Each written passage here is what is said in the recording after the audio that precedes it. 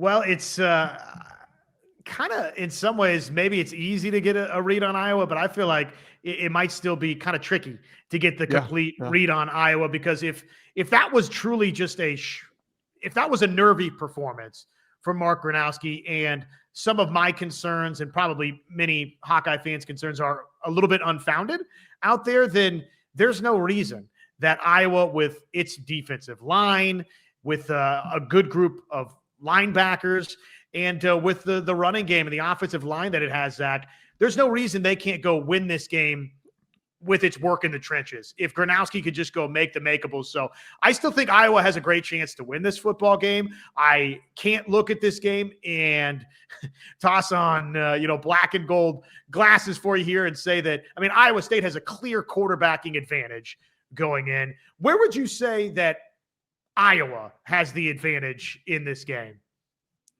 I'll get to on the field in a second. I think off the field, Iowa. I like Iowa being the underdog heading into this game, and I think this is going to be Matt Campbell's hardest coaching week of his entire tenure at Iowa State, because all week long, the only thing his guys are going to hear is how much better Iowa State is than Iowa, how you should easily beat Iowa at home, how confident Cyclone fans are heading into this game, how bad Iowa's passing game looked. You're at home. You're going to be a top 10, top 15 team. All you're going to hear all week long is national experts picking Iowa State to win. And it's hard. It's hard for a coach to keep your guys' heads level. It's going to be tough for Matt Campbell. And I have no doubt that he'll, be able to do his best with that. But, the outside noise, people say that they don't read it. Players said that they ignore it, but it's impossible to. Like, even just going to class on campus and hearing what people are saying, like, there's a lot of confidence in that Iowa State team right now. And I think Matt Campbell is going to have to try and keep his guys level heading into this game. And if you're looking for Iowa, they have all the material in the world. They're underdogs. No one's outside of some Iowa fans. I'd be shocked if many national media outlets pick Iowa to win this game on the road. And Kirk Ferentz is never going to say it. He'll never bring it up.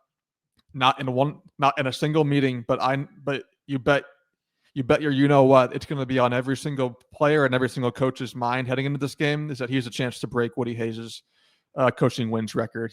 He tied him at 205 with the win over Albany, and every single player on that roster and every single coach not named Kirk Ferentz on that coaching staff wants to win this game, especially to get 206. And so I think Iowa, when you're looking at, I don't want to call it bulletin board material, but if you're looking at ways to kind of motivate your guys, Iowa's got a much easier path to that. Iowa State is going to have to really work to get those guys ready to go and to try and just not pay attention to the media narrative. But on the field, I think the trenches is really where Iowa's going to have to dominate. That defensive line, not just getting pressure, but getting home with sacks is going to be very important. If you allow Rocco Beck to extend the play and get out of the pocket, he's going to kill you.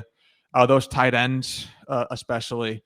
And so Iowa, it's going to be really important to win and get sacks on the defensive line, and then on the offensive side of the ball, I think that's an area of strength for Iowa is that offensive line and that running game. We know about Dominic Orange up the middle. He and Logan Jones will be a really fun matchup up front there. But the rest of Iowa's defensive line is unproven. I mean, obviously they played 2 games, but I think there could be some area to attack there. We know about Iowa State secondary, how they're a bit shaky against a Kansas State team that doesn't look like it's as good as people thought they were going to be preseason. But obviously nothing about Iowa's passing game on Saturday gave me any confidence that they're going to be able to take advantage of that.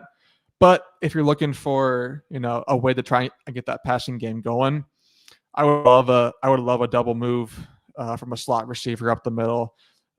As we saw, Iowa State got beat on that for a touchdown against Kansas State. But it's the trenches for me, Josh, outside of the coaching stuff. It's the trenches for me that if Iowa doesn't win there, it's going to be a long, long afternoon. And Iowa should be confident going into this thing based on the history of the series. You've won. I know you obviously kind of had it last year. Then that McNamara interception and just went downhill from there. You're in complete control to go win that thing. And then obviously did not. And Conradi, the big kick. But Iowa has won 8 out of the past 11 in this series. They've won 6 in a row in Ames. And don't kid yourself. The Hawkeyes can absolutely lean on that independent from what happened between Iowa State and Kansas State over across the pond in Ireland, regardless of what happened for Iowa versus Albany. That matters. Iowa can be confident in the fact that they've played very, very well at Jack Trice Stadium going back all the way to 2011. So I like that part for Iowa. I like what you said, that you get to go in and play the chip on the shoulder a little bit.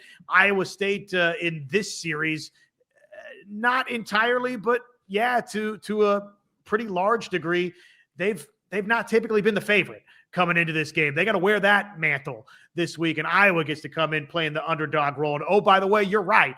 Yes, you have the Woody Hayes thing at play here. And, look, it would not be quite as exciting, would it, to break that record versus UMass? I mean, this feels like the fitting moment for Iowa. And I think if they're going to win this game, the Cy-Hawk game, Zach, it just going in looks like, it smells like, it feels like it's going to be defense, special teams, timely takeaway, big punt return, punt block, and running the football and winning in the lines of scrimmage in this game. I think that's the obvious recipe for Iowa to go win this thing and then pop off an explosive pass play if that's Ostringa, if that's Ortworth on a tight end screen at some point, or you slip them out in the seam and boom, you pop a 35-yarder at some point, or you just crack the running game a little bit. Even though Iowa State seems like it has some weaknesses out there on the boundaries at corner and maybe it's safety too, Iowa doesn't look like it's well positioned right now to maybe go take advantage of that. So they're going to have to lean on the other areas where I think they can lean on those advantages, Zach, and win really in the line of scrimmage and just pop a couple explosives here and there. Defense, special teams, vintage Iowa victory. I mean, I think that's the recipe to go win this thing. Yeah, and don't get it twisted, Josh. No matter what you hear from Iowa State fans this week, no matter how many beverages are consumed at the pregame tailgate, no matter how rowdy and excited they look, when the Big Ten or the Fox pregame coverage is there, the minute that those butts are in those seats at Jack Trice Stadium and that ball kicks off, they're going to be nervous because you haven't beaten Iowa at home since 2011. And I think it's really important for Iowa early to make a play. Take the ball and drive down and score right away, or force a turnover on the opening drive, or just, something early in that game, because all of a sudden what's going to happen is every single person in that Iowa State crowd is going to be like, oh boy, here we go again. Here we go again with Iowa at home. We're the favorites. We're supposed to win this game. And here comes this ragtag group of Hawkeyes from over in Iowa City who can't throw the ball, and they, all we've heard all week is how terrible they are, and now they're beating us here in the first quarter at home, and here we go again. It's just like 4 years ago, and David Montgomery fumbled the ball on the goal line, and it's just like 2019 where we ran into our own player and muffed the punts and like all this stuff. Like it's gonna be a lot of talk this week, but as soon as that ball kicks off and is in the air, those fans are going to be really nervous until Iowa State, until it gets to a point where Iowa State would pull away. Like they're going to be, anytime that game is within one possession, they're going to be extremely nervous. And I think Iowa can take advantage of that and try and get the crowd out of the game as early as you can. I think that'd be really important for this Iowa team.